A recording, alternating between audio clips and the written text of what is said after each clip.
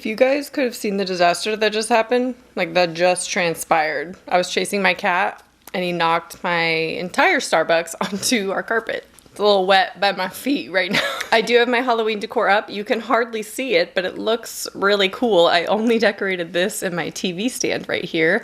And that's pretty much all I'm going to be doing for decoration right now because I don't really feel like going all out and then having to undecorate in like 2 weeks.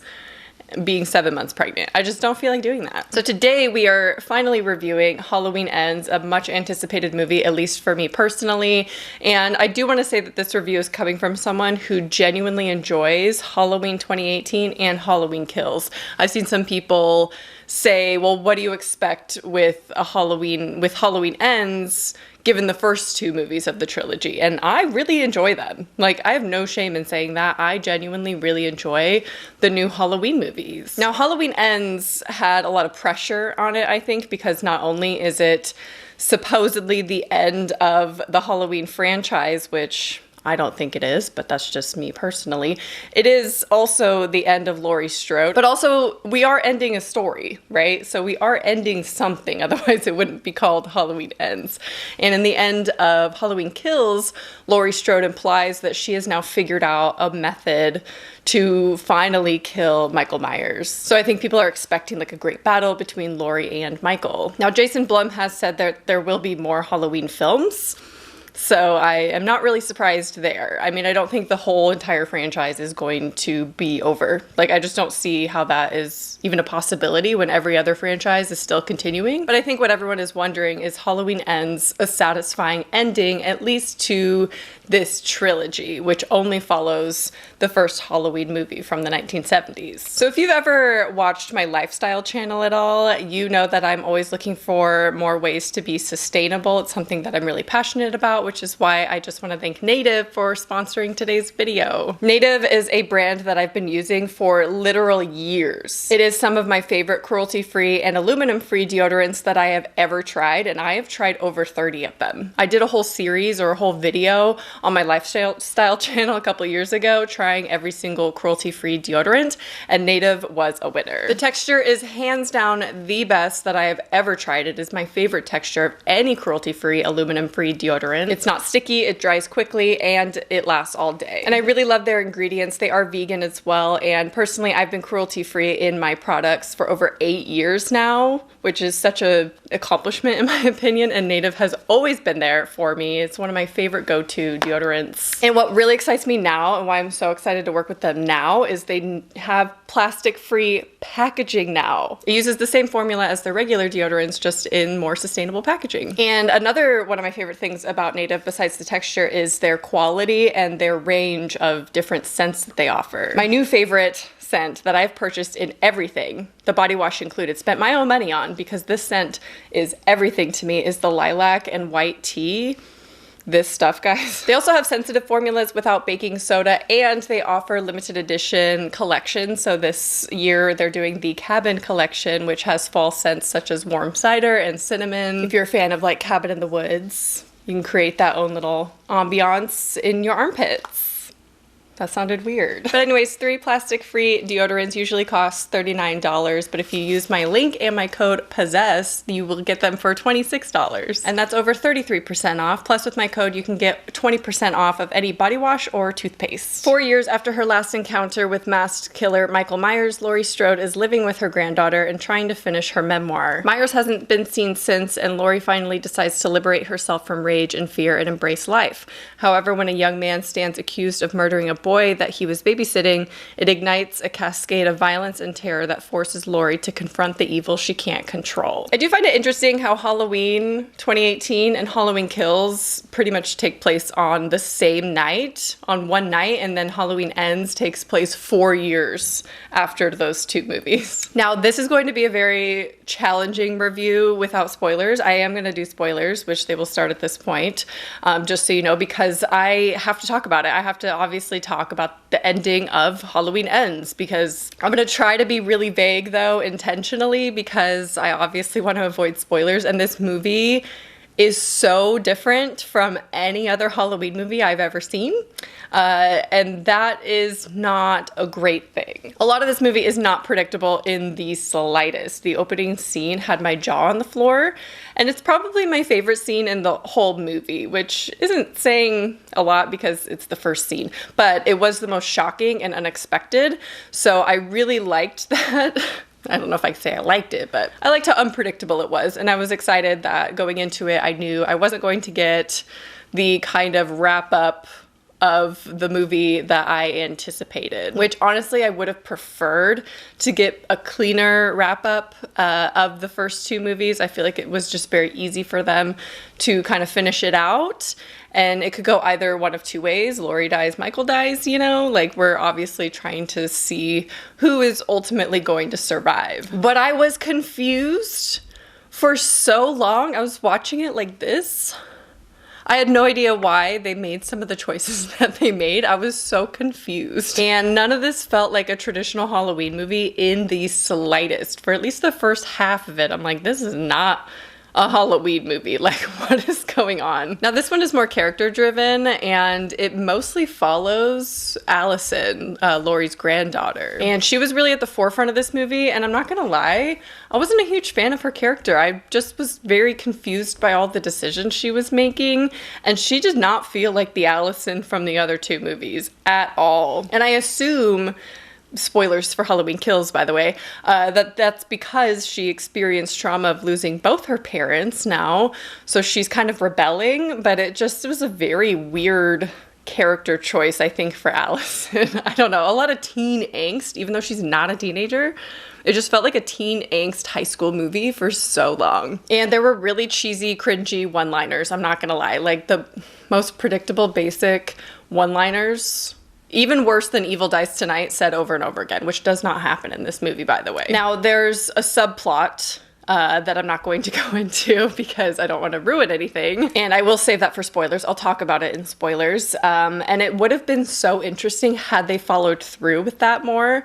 I think it would have been a decent movie had they followed through with anything, any of the original ideas and concepts that they were coming up with as an explanation to Halloween in itself. I feel like nothing was ever followed through, and then you're left wondering, what was the point? Like, what was the point of bringing up any of that? I feel like they started a bunch of little things, like implications here and there, that would have been way more interesting than what we actually got, but then they just like went nowhere. And there was just like no point to them. So while Halloween 2018 gives us a lot of backstory, you know, of what has transpired between the original Halloween movie and 2018, Halloween Kills gives us a lot of gore, the highest body count. That's what we sign up for that one. There's not a whole lot of story going on.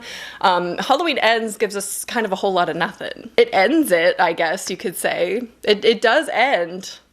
There's an ending to the trilogy. But I do think that Halloween Ends is going to leave OG Halloween fans a little bit unsatisfied. I was unsatisfied. I'm not like a huge fan of the original. I love the franchise, don't get me wrong, but it's just not my favorite. And I think those who really love it are going to be very upset with like the direction that this movie takes and the ending that they chose to go with. I think confusion is like how I would describe this movie because it is so bizarre for a Halloween movie. I was just left confused by a lot of the writing. I feel like the writing was actually pretty bad in this one. Again, people are saying, well, what do you expect with the other two? I think the other two are fantastic movies. Like, they're entertaining at the end of the day. This one felt all over the place, and the character decisions were very confusing. And honestly, I feel like it needed a better balance of gore, kills, and story. We were so story and character focused for like an hour. I don't even think we saw Michael Myers for a really long time in this movie, which again, would have been fine if they went with some of the direction that they were trying to go in the beginning of the movie. But there just wasn't a whole lot happening for a good hour, I would say. My partner says that he likes the beginning, you know, the whole first part of the movie, and they just didn't know how to finish it up. But I disagree because the the first hour just left me confused. I was like, am I watching a Halloween movie? Like, this feels so bizarre. Now, it was different than anything I was expecting. So I guess on one hand, it's fine in that sense. And it's not predictable. I kind of did expect it to be similar tone to 2018, where it's just very predictable. You kind of know who's gonna die by a certain point, and it just ends, But it was just kind of all over the place. Like, it felt like two different movies. Like, the last 20, 25 minutes really ramps up, and I appreciate that. That's when the kills really come in, and I like that, but it does have like the lowest body count, I think, out of these. And I appreciate what they were trying to do in being different. I just wish that they went a little bit further and explored it a little bit more than it actually did, and it just didn't work for me personally. It is a very unique Halloween experience though. So if you're curious at all, definitely watch it because it is so strange. Like, I think you'll be confused right along with me. So it's unique despite it having kind of an unsatisfying ending. Or is it the end? Definitely my least favorite Halloween movie in probably the entire franchise, but definitely within the trilogy. I still love Halloween Kills. I think those two, Halloween and Halloween Kills, really work well together. And I really like the dynamic. And this one just felt like very far off from what they started with. So I just think maybe it's a little unfair because the expectation going into Ends is that it's going to have a strong finale, right? There's so much pressure riding on this because it's Laurie Strode's last movie. It could be Michael Myers' last movie for all we know. So I just feel like there was so much pressure. Maybe that's a little bit unfair, but I'm just a little confused on where they decided to take it. Overall, I would give this 2.5 out of 5. It's not terrible. There's parts that I enjoyed, definitely. I could see myself rewatching this as part of the trilogy and, watching the entire trilogy again. I probably will own it just to complete the trilogy because I own the other two.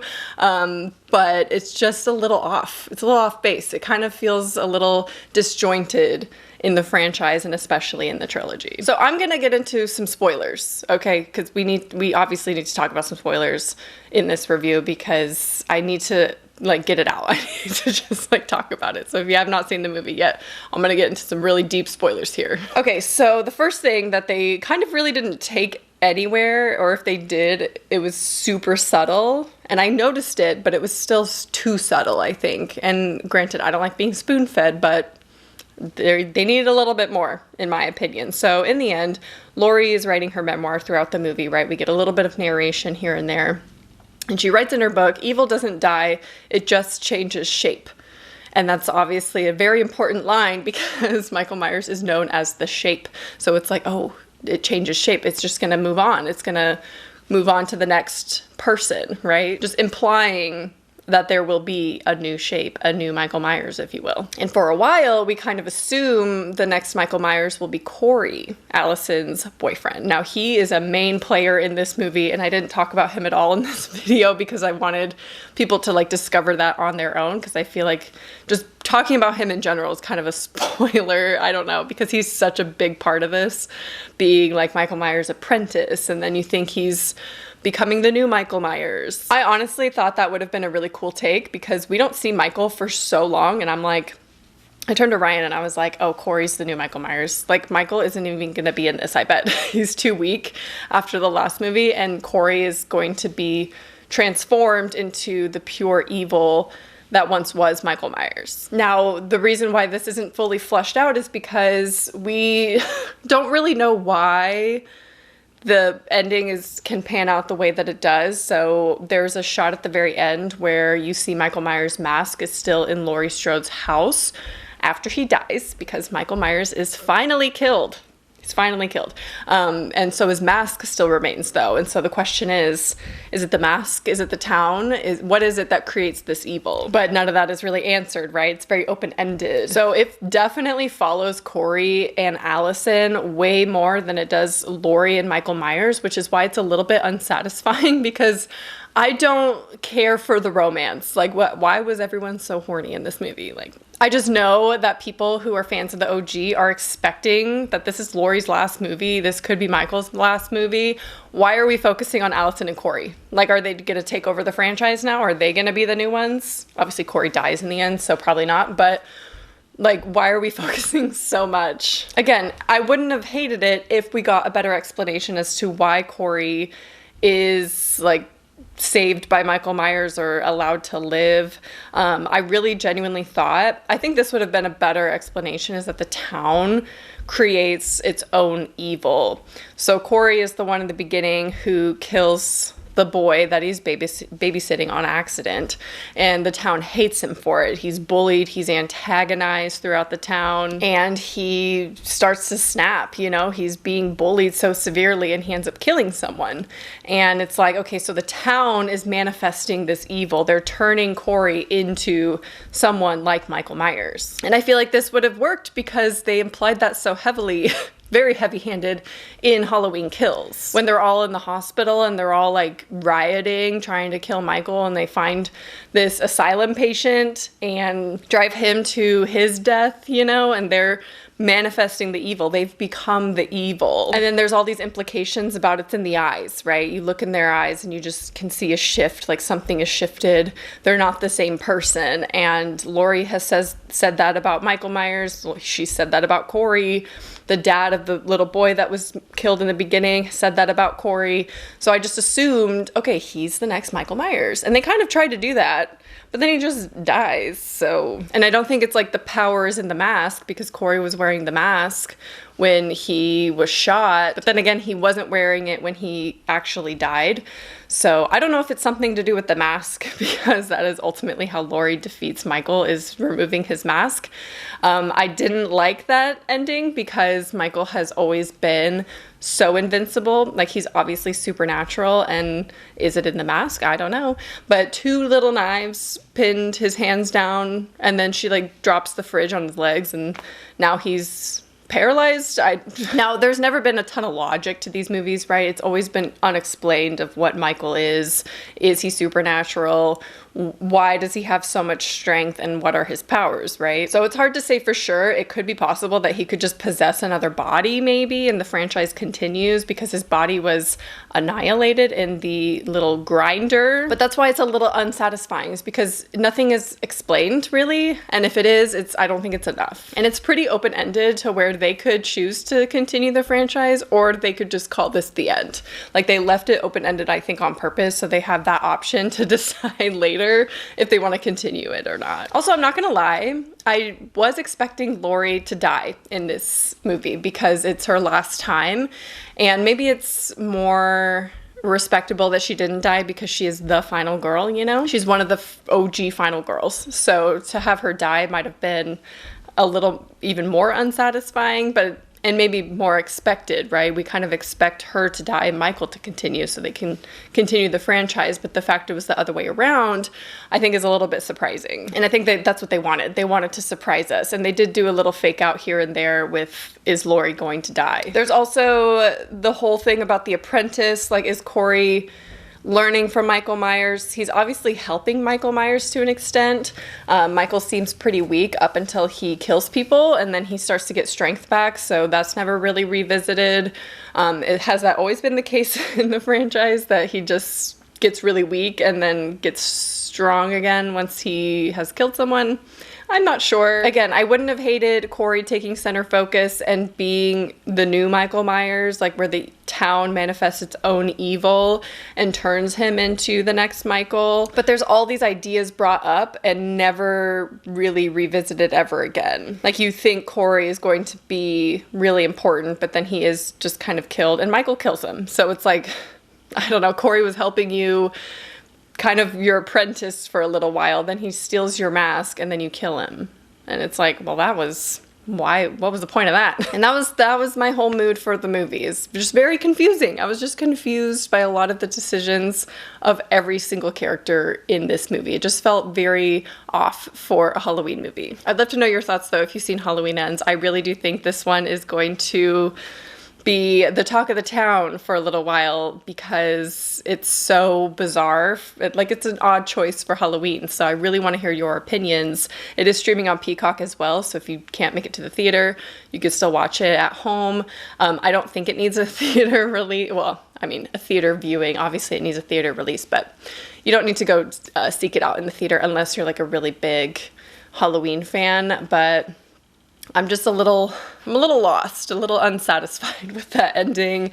Luckily, the other two movies are good in my opinion, so we have those to revisit. But yeah, let me know your thoughts on Halloween Ends down below. I hope you enjoyed, and I'll talk to you soon. Bye.